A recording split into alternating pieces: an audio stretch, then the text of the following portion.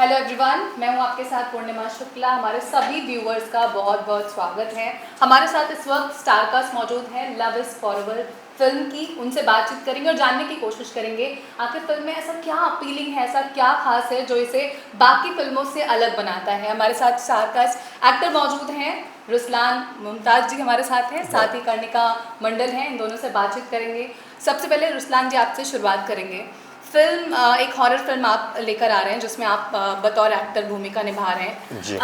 If I am not wrong तो आपकी शायद ये पहली हॉरर जॉनर की फिल्म है। सो हॉरर जॉनर की फिल्म करने के लिए, हाँ बोलने के लिए क्या वजह थी? क्यों आपने फिल्म को सिलेक्ट किया अपने करियर के लिए? मुझे हॉरर फिल्म्स का बहुत शौक है। एक्चुअली मैं बहुत डरता हूँ, हॉरर फिल्म देखने से बहुत डरता हूँ मैं। पर फिर एक वक्त आया कि मुझे लगा कि नहीं, अभी हॉरर फिल्म देखनी चाहिए। जब ये OTT स्टार्ट हो गया था ना, तो बहुत सारी हॉरर फिल्म्स नेटफ्लिक्स पर मिलने लग गई। तो मैंने सोचा कि हॉरर फिल्म्स देखता हूँ मैं। बट मैंने कभी भी, जब मैं हॉरर फिल्म देखता हूँ ना, मैं म्यूट कर देता हूँ। तो मैं म्यूट पे देखता हूँ और फिर मुझे लगता है कि मुझे डर नहीं लगा। बट एक्चुअली मैं बहुत फट्टू हूँ। तो जब हॉरर फिल्म मुझे ऑफर हुई तो मुझे लगा कि ये तो मैं सही हूँ इसके लिए, क्योंकि जो डर है मुझे पता है ये इमोशन क्या है। एंड मैं अब खुद को भी देखना चाहता था एक हॉरर फिल्म में, और मुझे शौक है। तो अगर ऐसा कोई प्रोजेक्ट हो जो आप खुद देखने वाले हो, तो उसको करने में भी आपको लगता है कि हाँ, एटलीस्ट मैं तो ऑडियंस हूँ इस फिल्म का। फिल्म में क्या खास है? एक लव स्टोरी है। आई एम सॉरी, अगर बात करें हॉरर फिल्मों की, इस वक्त पूरा market is full of horror comedy film. और सिर्फ फुल नहीं है, वो बड़ा चैलेंज दे रहे हैं क्योंकि सारी फिल्में अच्छी चल रही हैं, ऑडियंस को पसंद आ रही हैं। ऐसे में एक लैंडमार्क सेट है। तो जब आपने ये फिल्म सेलेक्ट की, तो जब स्क्रिप्ट आई तो आपके जहन में, दिमाग में क्या था? क्यों आपने इस फिल्म को हाँ बोला और क्या खास है इस फिल्म में? ये फिल्म हॉरर कॉमेडी नहीं है, ये हॉरर है। हॉरर लव स्टोरी कह सकते हैं आप। तो इसमें कॉमेडी नहीं है। शायद अगर मुझे पता चलता कि कॉमेडी भी है इसमें, तो मेरा इस फिल्म को एक्सेप्ट करना थोड़ा अलग होता। बिकॉज कॉमेडी और हॉरर को पुल ऑफ करना बड़े पर्दे पर बहुत मुश्किल है, क्योंकि आपको डराना भी है, हंसाना भी है। बट ये एक स्ट्रेट फॉरवर्ड हॉरर फिल्म है। तो मेरे लिए आसान था कि हाँ, पढ़ के जब आपको लगता है कि हाँ, मतलब ये सीन में आपको लगता है कि क्या होने वाला है आगे, I think that is enough. हर किसी का चीज़ों को लेकर समझने का तरीका अलग होता है, अंडरस्टैंडिंग अलग होती है।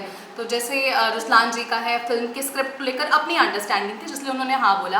कर्णिका जी, आपकी बात की जाए तो फिल्म को लेकर आपका क्या पहला रिएक्शन था, फर्स्ट रिएक्शन क्या था? Why would you pick this film for your career next project के तौर पर? देखिए, ये सॉफ्ट टच की फिल्म मैं पहले भी एक कर चुकी हूँ। जब मुझे प्रोड्यूसर का फ़ोन गया कि मैम आपके लिए एक सब्जेक्ट है तो आपको करना है, तो जब मैंने स्टोरी सुनी तो मुझे बहुत अच्छा लगा। जैसे कि रुस्लान जी ने बोला कि हॉरर इनको, मुझे भी बहुत लगता है। फिर भी मैं बचपन से मेरी आदत है, जितना डर लगे पर मैं देखती ज़रूर थी। आहट देखना और फियर फाइल्स देखना, या कोई भी हॉरर मूवी आएगी ना, और अगर मैं फ़्लाइट में भी रहती हूँ ना, तो फिर मैं उसको डाउनलोड कर लेती हूँ। जैसे कि अभी आपने बताया कि बहुत सारे अभी हॉरर मूवी आ रहे हैं विथ कॉमेडी। मैंने ऐसी बड़े बड़े कास्टिंग की भी हॉरर विथ कॉमेडी मूवी देखी। बट मुझे ऐसा लगा कि इतने बड़े बड़े स्टार कास्ट को लेके उन्होंने हाँ कैसे बोला, स्क्रिप्ट पे ही वो हाँ कैसे बोला? मतलब कुछ, मतलब बिल्कुल भी एकदम, मतलब टाइम पास भी नहीं है। ऐसे था कि मैंने उसको आधा घंटा देखने के बाद मैंने बोली क्यों डाउनलोड किया, इतना हेडेक होने लगा था मुझे। हॉरर ठीक है, हॉरर और कॉमेडी दोनों को करना बहुत मुश्किल है। बट यार, आप लोग इतने बड़े बड़े स्टार कास्ट हो के आप कोई भी सब्जेक्ट उठा रहे हो। बट मैंने जो सुनी स्टोरी, ये एक लव स्टोरी भी है, इसमें सस्पेंस भी है, इसमें ट्रेजेडी भी है, और इसमें देखने के लिए, करने के लिए बहुत कुछ था। इसमें मैं 2 टाइप के किरदार निभा रही हूँ। एक अपना पहले मैरिज लाइफ के किरदार निभा रही हूँ, फिर मैरिज के बाद के किरदार निभा रही हूँ मैं। और जैसे कि मैंने बताया, इसमें ऐसे देखने के लिए तो 2 ही हीरो है, बट इसमें 3 हीरो की कहानी है। जो एक हीरो है ना, वो पूरी फिल्म में सस्पेंस चल रहा है, पूरी फिल्म में सस्पेंस चल रहा है। फिल्म ख़त्म कंप्लीट होने के 15 मिनट पहले पता चलता है कि एक्चुअली में कौन है। जो सारी ऑडियंस को ना बस ये गुमराह होता रहता है कि शायद ये कर रहा है, शायद वो कर रहा है, क्योंकि उसमें जितने भी कैरेक्टर है ना, सब कैरेक्टर के ऐसे ऐसे डायलॉग दिए गए हैं ना उसमें, कि ऑडियंस को ना मतलब बहुत कंफ्यूजिंग में डाल देता है कि शायद ये कैरेक्टर सब कुछ करा रहा है, शायद ये कैरेक्टर कुछ करवा रहा है, शायद ये कैरेक्टर, बट हम किसी और कैरेक्टर के पीछे भाग रहे हैं, पर रहता कोई और कैरेक्टर है। इसमें ऐसा है कि एक हस्बैंड वाइफ है जो मतलब हनीमून के लिए जाते हैं, बट उसमें हनीमून होने ही नहीं देते, कुछ ना कुछ उसमें ऐसे होता रहता है। और इसमें जैसे कि मैंने बताया पहले भी कि इसमें कुछ ऐसे मैंने जब स्क्रिप्ट पढ़ी थी तो इसमें कुछ मेरे लिए ऐसे कैरेक्टर, चैलेंजिंग कैरेक्टर थे करने के लिए, किरदार थे जो करते वक्त मुझे खुद को डर फील हो रहा था। मुझे इतना ऐसा लग रहा था कि अभी कोई आएगा, अभी कोई पकड़ेगा, अभी कोई दिख जाएगा। मतलब मुझे पता है कि पूरी टीम है, कैमरामैन है, मेरे आगे आगे कैमरामैन चल रहे हैं, फिर भी उस वक्त भी मुझे कभी कभी ऐसा फील होता था कि कोई आ गया तो मैं किसको पकड़ूं।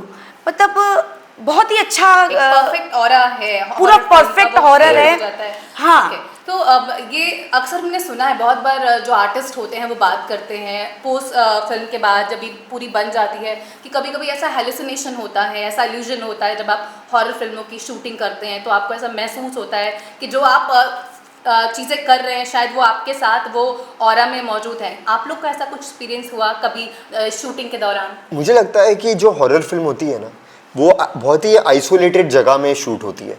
तो जहाँ पर हमने भी शूट किया था मनोर,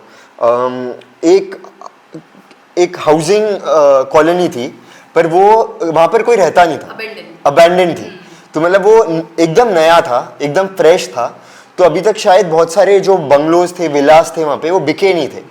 तो जो पूरा एरिया था वो एकदम एम्प्टी था। तो आई थिंक इसके वजह से भी वो थोड़ा लगता है कि डर लगता है। और अगर यूनिट यहाँ पर शूट कर रही है, आपका वैनिटी वैन थोड़ा दूर है, तो आप चल के जब जाते हो तो आपको कुछ सुनाई नहीं देता है। टाइप ऑफ प्रिपरेशन जैसा बोलते हैं ना, yes. सारे आर्टिस्ट प्रिपेयर करते हैं। किसी को अगर एक अल्कोहल एडिक्ट का कैरेक्टर निभाना है तो they just get into that. तो ऐसा शायद it can be helpful because of the atmosphere also. One more thing, her character की अपनी तैयारी होती है, चैलेंजेस होते हैं। तो इस कैरेक्टर को करने के लिए आप दोनों को क्या जो मोस्ट ऑफ द ऐसा बोलेंगे फिट आपको लगे कि चैलेंजिंग था बहुत आपके लिए, शूटिंग के दौरान भी, पोस्ट शूटिंग भी, अगर आप जब सेट पे नहीं होते हैं तो भी आप लोग को कैसा इस कैरेक्टर से जुड़े रहें करके क्या क्या चैलेंजेस आते थे? सी ऑनेस्टली तो ये जो कैरेक्टर मैं प्ले कर रहा था, ही इज़ अ नॉर्मल जो आज का लड़का है, उसने लव मैरिज की है और एकदम शादी के बाद ऐसे हादसे स्टार्ट हो जाते हैं दोनों की लाइफ में। तो पहले तो समझ नहीं आता कि ये इवेंट्स है या इसकी बीवी कुछ कर रही है या इसकी सास कुछ कर रही है या इसकी माँ कुछ कर रही है। मतलब जो ब्लेम होता है वो हर कैरेक्टर पर जाता है कि ये साथ क्यों नहीं हो पा रहे। एंड इवेंचुअली लड़का और लड़की के बीच में भी अनबन होती है कि तुम्हारे वजह से ऐसा हो रहा है, तुम सो गई, मतलब मैं आया था तो तुम नहीं थी, या ये बोल रही है कि मैं उठी थी तो तुम कहाँ चले गए थे। मतलब एक दूसरे से मतलब हाँ, मतलब एक दूसरे से जो ट्रस्ट होता है वो जैसे शादी हुई तो वो टूटना स्टार्ट हो जाता है। तो it is a very relationships के बारे में भी है, बट ये रिलेशनशिप्स में जो दरार आ रही है वो किसके वजह से आ रही है उसके बारे में ये फिल्म है। तो ये अपना हॉरर जॉनर की फिल्म की बात करें तो बाकी फिल्मों से अगर एक्टिंग की बात की जाए, कितना डिफिकल्ट होता है या कितना डिफरेंट होता है ये एक्टिंग को अडाप्ट करना? क्योंकि ये डर, कॉमेडी, गुस्सा, एंगर, हर अपने इमोशन का एक अलग चैलेंज है। तो ये करना कितना डिफिकल्ट था आप लोगों को? किसी को देखिए कहते हैं ना कि किसी को हंसाना जितनी मुश्किल है उतना ही किसी को डर दिखाना भी बहुत मुश्किल होता है। जैसे कि हमने भाव कर दिया, ये से नहीं, उसको कुछ करके सामने दिखाना है कि भाई हम जो कैरेक्टर कर रहे हैं, जो ऑडियंस देख रही है उसको, ऑडियंस को ये फील करवाना कि सही में कोई है, सही में कोई है कैरेक्टर जो हमारे इर्द गिर्द घूम रहा है, कोई साया है जो हमें डरा रहा है। तो एक ऑडियंस को एग्री करना बहुत मुश्किल है। आपको लगता है इस जो आप लोग का फिल्म ये वेंचर है इसके साथ इजीली रिलेट कर पाएगी ऑडियंस? आई थिंक ये बहुत रिलेटेबल स्टोरी है। ये किसी के साथ भी हो सकता है अगर हम मानते हैं कि ये हादसा किसी लोगों के साथ हो सकता है। ऐसा नहीं है कि ओ माय गॉड, हाँ, एग्जिस्टेंस ऑफ इविल, या कहते हैं कि स्पिरिट है, बहुत सारे लोगों ने ऐसा महसूस किया है। तो उस हिसाब से you can relate to it. हमारा काम as an actor is that हम खुद कन्विंस हो कि ये हमारे साथ हो रहा है. कि अगर मैं बोलूं कि कुछ आवाज़ आई है और मैंने कुछ सुना है, तो अगर मैं इस बात को लेकर कन्विंस्ड हूँ तभी जाकर वो ऑडियंस भी कन्विंस्ड हो. हाँ, आप ऑब्वियस सी बात है Right. कि इतना तो बस- कन्विंसिंग खुद एक्टर है. बिल्कुल. आप डर रहे हैं पहले करके पहले लोगों- खुद को वो दिखाना पड़ेगा, तब पब्लिक को हम दिखा अच्छा, आई सकते कैन हैं. सी पोस्टर में लिखा है डोंट मिस द बिगिनिंग. इसका मतलब क्या? बिगिनिंग तो मिस करना वैसे भी एडवाइजेबल नहीं है किसी मूवी के लिए, लेकिन प्रॉपर्ली मेंशन किया गया है. क्यों? ये चीज़ मैं बताना चाहूँगी कि आप अगर बिगनिंग मिक्स कर दोगे ना, तब आपको तभी, नहीं तो आपको एंडिंग समझ में नहीं तो आएगी. जो साया आपको लास्ट Right. में परेशान परेशान करे एक्चुअली कौन है, unseen मतलब ना hero. कि एक स्प्रिट किस हद तक किसी को परेशान कर सकता है. कहते हैं ना कि अगर कोई स्प्रिट अगर आपके पीछे पड़े, कोई भी किसी के पीछे पड़ने की एक वजह होती है. असल लाइफ में आप लोग बिलीव करते हैं स्पिरिट? मैं करती हूँ. Okay. मैं करती हूँ. वजह कुछ खास? बस मेरे Real life आसपास experience. मेरे आसपास कुछ ऐसी चीज़ें हुई थी बचपन में, कुछ ऐसी चीज़ें हुई थी, मम्मी बताती है, तो चीज़ों पे चीज़ों को मैं बिलीव करती हूँ. खुद मैं भी इस चीज़ों से गुजर चुकी हूँ. जब मैं छोटी थी तो कई महीनों तक मैं बीमार थी, तो मुझे भी कुछ ऐसा था. तो मम्मी बताती है कि वो कुछ ऐसे साए थे जिससे फिर वो कहते हैं ना कि पूजा पाठ करके करा गया, तब जाके, क्योंकि मुझे जिस वक्त मैं बीमार पड़ी थी, मुझे मतलब ऐसी कोई मेडिसिन नहीं, ऐसी कोई चीज़ नहीं जो नहीं करवाया था, फिर भी मैं ठीक नहीं हुई. तो कहते हैं ना कि भगवान है तो शैतान भी है. अगर आप भगवान की पूजा करते हैं, अगर भगवान पे बिलीव करते हैं, तो ये भी समझ लीजिए कि आपको भटकाने वाले शैतान भी होते हैं. कुछ चीज़ों पे ट्रस्ट हाँ, करना मुश्किल और- है until आप खुद उसको एक्सपीरियंस नहीं कर और रहे मैं हैं तब। एक्सपीरियंस नहीं करना नहीं। चाहता हूँ. एक चीज़ बोलना चाहूँगी कि कोई भी स्प्रिट किसी के पीछे पड़ती है तो उसकी एक वजह होती है. Right. वो किसी न किसी वजह से पड़ती है. तो इस मूवी में ना वो वजह दिखाया गया है कि एक स्प्रिट कितने हद तक अपने वजह को, कहते हैं ना, अपने जुनून को, अपने ख्वाहिश को पूरी करने के लिए किस हद तक वो जा सकता है. वो हद दिखाया गया है. इसलिए लिखा गया है कि अगर आपने बिगनिंग मिक्स किया तो फिर आपको मतलब क्लाइमेक्स में समझ में नहीं आएगा कि क्या है ये एक्चुअली. तो ये स्पिरिट की हद नहीं है, आप लोग की केमिस्ट्री की हद क्या थी? तब I just want to understand. जब केमिस्ट्री तो इसने बनने ही नहीं दिया. बनने ही नहीं दिया. But you were Honestly. Trying hard. आप लोग बोल रहे थे Yeah, we were trying. Chemistry कैसी रही फिल्म में कनिका के साथ? आपका पहला वेंचर है इनके साथ. Right. Yes right. हाँ, ऑब्वियसली राहुल और कनिका की दोस्ती पहले से थी. मैं हाँ तो जी. नया आ रहा था इन दोनों के बीच अब में. हो गई ये पुरानी. हाँ, फिर मैं ट्रायंगल बना कंफर्टेबल. दिया हाँ, आपने. मतलब ट्रायंगल तो पहले से था. मतलब मैं जैसे मैं आया तो दोस्ती की ट्रायंगल थी ये. Okay fine. तो ये दोनों तो एक दूसरे को अच्छे से पहले से जानते जानते थे. क्योंकि हम लोग काफी सब्जेक्ट कर चुके हैं. बट दोनों ने अपनी तरफ से बहुत कोशिश की कि मुझे कभी ऐसा ना लगे कि मैं इनका पहले से दोस्त नहीं हूँ. And they made a effort. मतलब कभी कभी ऐसा नेचर भी होता है लोगों का कि they want to fit in. मेरा वैसा नेचर नहीं है. अगर मुझे लगता है कि ये दोनों पहले से दोस्त हैं, इनकी अपनी बातें हैं जो उनको पता सही है, बात तो मैं अलग बैठता हूँ. मुझे हाँ हाँ क्या सॉलिट्यूड इज पीसफुल काम. Yes, yes. हाँ, तो वो आपके लिए मैं मतलब I am okay with it, क्योंकि हमको आदत है. हम सेट पर तो मैंने अभी इतने लोगों के साथ काम किया इतने सालों में. ज्यादातर तो इनको राहुल जी बहुत छेड़ते थे, बहुत ज्यादा. अगर जब ये शांत बैठे रहेंगे ना, तब आकर इनको बहुत छेड़ते थे. तो इतने सेट्स पर काम किया है अलग अलग लोगों के साथ. तो मतलब मैं कभी सोचता भी नहीं हूँ कि यू नो कि मैं इनको जानूँ या पहचानूँ. पर इन दोनों ने बहुत कोशिश की कि हम दोस्त बने. एंड इवेंचुअली शूट के दौरान हम बहुत अच्छे दोस्त बने. बहुत अच्छे दोस्त बन गए. Very nice. और शायद वो आपकी केमिस्ट्री ऑन स्क्रीन दिखने भी वाली है. नहीं, क्या दोस्त एक और चीज़ क्या थी पता है, हम दोनों के जो सीन्स थे ना, उसमें वो जो रोमांटिक बॉन्डिंग जो थी ना, वो इतनी दिखनी नहीं थी. ओके. बिकॉज मुझे इस पर भी शक होता है कि ये जो चीजें नहीं हो रही है हम दोनों के बीच में, शायद इसकी भी गलती है, या शायद ऑडियंस को भी ऐसा लगना इसका भी चाहिए. कोई पास्ट होगा. मतलब ऐसा इसके कोई पास्ट की नहीं है. वजह से हम दोनों एक नहीं हो पा रहे. राइट. तो हम दोनों के बीच की जो केमिस्ट्री थी वो भी बन नहीं पाई. एकदम यू नो क्या बोलते कॉन्फ्लिक्ट के साथ थी. हाँ जी. सो अब अभी ये फिल्म आपकी रिलीज होने वाली है. आप जिस तरह से आपने बहुत अपनी शुरुआत की, MP3 से आपने Right. शुरुआत की थी, इतना लंबा आप टाइम बिता चुके हैं, आपने बहुत सारी फिल्में की हैं, साथ में आने के बाद आपको क्या लगता है आगे आने वाले वक्त में आप लोग फिर से ऐसी उम्मीद करेंगे कि वापस से आप लोग की कोई प्रोजेक्ट आए Yeah, जिसमें of साथ course. बिल्कुल बिल्कुल ऑफ कोर्स करना चाहेंगे। She is very sweet. आप बेस्ट क्वालिटी ऑफ अशरान, अगर आप बताना चाहें, being an not only being an actor, personally भी एज अ पर्सन वही बोलना चाहूँगी कि बहुत अच्छे इंसान हैं और मुझे इनके साथ काम करके वाकई में बहुत अच्छा लगा। हमने कहे ना कि ये हमारी पहली फिल्म थी। पहले स्टार्टिंग के 1-2 दिन मुझे ऐसा फील हुआ कि इतना शांत बैठता है, बहुत ईगो होगा क्या। फिर जब धीरे जब हम एक दूसरे से खुलने लगे तो मुझे ऐसा फील हुआ कि बहुत अच्छा पर्सन है और बहुत अच्छा फ्रेंड बन सकता है। तो हमारी एक अच्छी बाउंडिंग बन गई है, बहुत अच्छी फ्रेंडशिप बन गई है। अगर हम फिल्म साथ में करें या ना करें, फिर भी हम कभी इन फ्यूचर सामने भी मिलेंगे ना, तो वो हमेशा जो बाउंडिंग बनी है ना, वो हमेशा रहेगी। आप कर्णिका के लिए क्या बोलना चाहेंगे बतौर एक्टर और बतौर as a person also, what do you feel about her? See I tell you, मैं जब इनसे पहली बार सेट पे मिला तो मैं चुप रहता हूँ, और जब मैं सीन में रहता हूँ या सीन की जो प्रिपरेशन चल रही है तब मैं उस वक्त अपने को एक्टर से बात करता हूँ, राइट। तो इनको भी मतलब अजीब सा लगता होगा कि यार ये अभी तक तो इसने मुझसे बात नहीं की, अभी सीन के दौरान बोल रहा है कि हम लोग ऐसा करेंगे या वैसा करेंगे या जो भी करेंगे। उस दौरान जब पहला दिन था हमारा तो हम दोनों के बीच में एक अनबन हो गई, क्योंकि डायरेक्टर ने उन्हें कुछ बोला होगा, सेकेंड डे था, डायरेक्टर ने कुछ बोला होगा, बट डायरेक्टर ने इनको बोला होगा, मुझे तो नहीं बोला।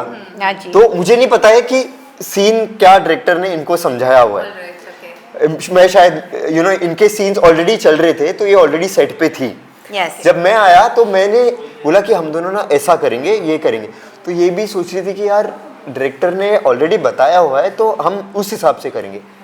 तो मैं भी बोला, तो मेरा क्या होगा कि मैंने बोला ओके तो वैसे ही करते, ठीक है, नो प्रॉब्लम।